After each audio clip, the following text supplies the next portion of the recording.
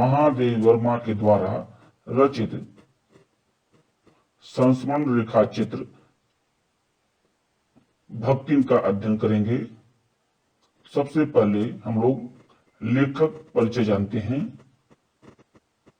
महादेव वर्मा जी का जन्म सन 1907 फर्रुखाबाद उत्तर प्रदेश में हुआ था। इनकी प्रमुख रचनाएं दीपशिखा, यामा, श्रृंखला की कड़ियां, अतीत के चलचित्र, स्मृति की रेखाएं।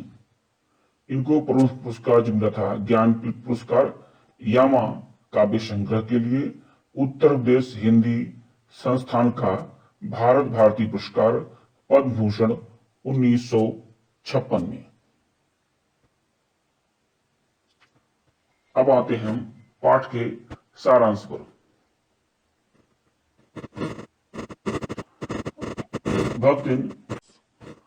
भक्तिन महादेव वर्मा का प्रसिद्ध रेखा चित्र है जो स्मृति की रेखाएं में संकलित है।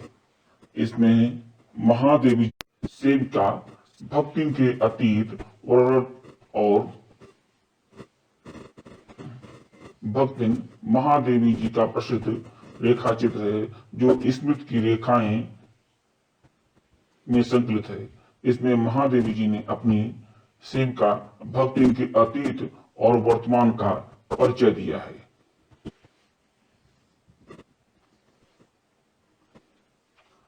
महादेवी के घर में काम शुरू करके एक संघर्षात्मक स्वाभिमानी और कर्मठ जीवन जिया।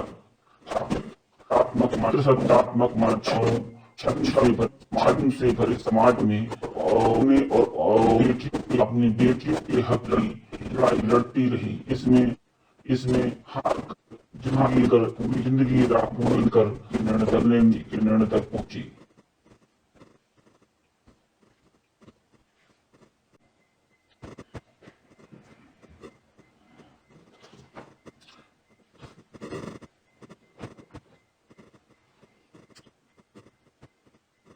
भक्तिन झूसी गांव के गोपाल की कन्या थी।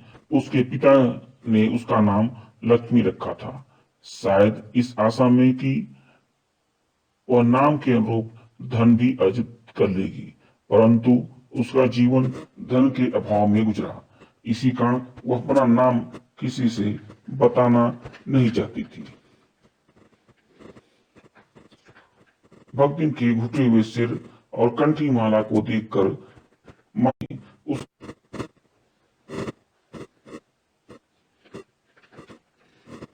भक्तिन सेवा धर्म में हनुमान जी से स्पर्धा करने वाली थी।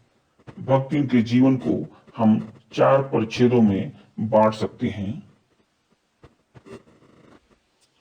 पहले परिच्छेद में जब उसका विवाह 5 साल की अवस्था में पिता ने उसकी विमाता के दबाव में कर दिया। विवाह के कुछ समय बाद ही उसके पिता की मृत्यु हो गई और पिता की बीमारी की सूचना लक्ष्मण को उसकी विमाता नहीं देती हैं। जब मृत्यु हो जाती है तब बताती हैं, क्योंकि उन्हें लग रहा था कि अगर कहीं बता दिया और लक्ष्मी पिता से मिल लेती है तो पिता उसे कहीं धन संपत्ति न दे दें। भक्ति के जीवन का दूसरा परिच्छेद कुछ अच्छा नहीं था। उसकी 2 कन्याएं ही होती हैं। लक्ष्मी, तुम मेरी बराबरी करने चली हो।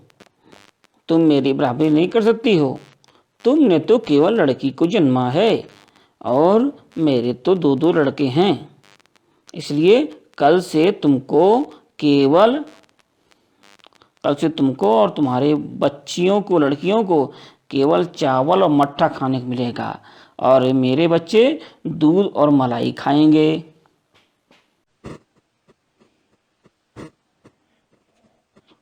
पति के द्वारा कूटी और पीटी जाती थी। भक्ति के पति ने उसे कभी नहीं मारा, परंतु पति की मृत्यु के साथ ही जीवन का तीसरा परिच्छेद प्रारंभ हो जाता है।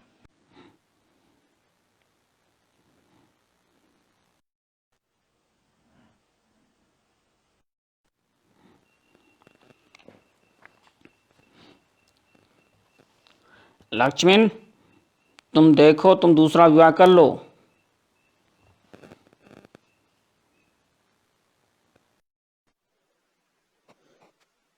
मैं दूसरा विवाह नहीं करूंगी, चाहे तुम जो कर लो। जब मेरा मन होगा दूसरा विवाह करूंगी।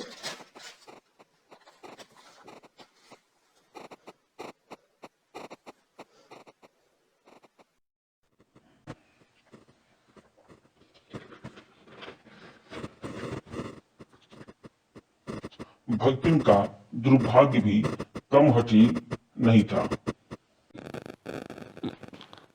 देखो लक्ष्मण, तुम अपनी बेटी का विवाह मेरे साले से करवा दो।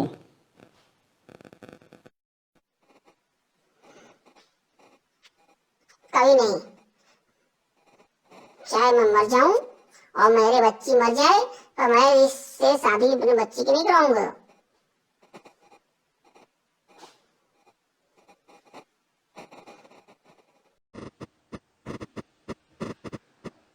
एक दिन जेठ का में घुस जाता है और भक्तिन की बेटी उसे जोरदार की है। पंचायत में जाती है। भक्तिन की बेटी बोलती है, मैंने इसे कमरे में नहीं बुलाया था। इसके गाल पे पड़े तमाचे को आप प्रमाण के रूप में दे सकते हैं। पंचायत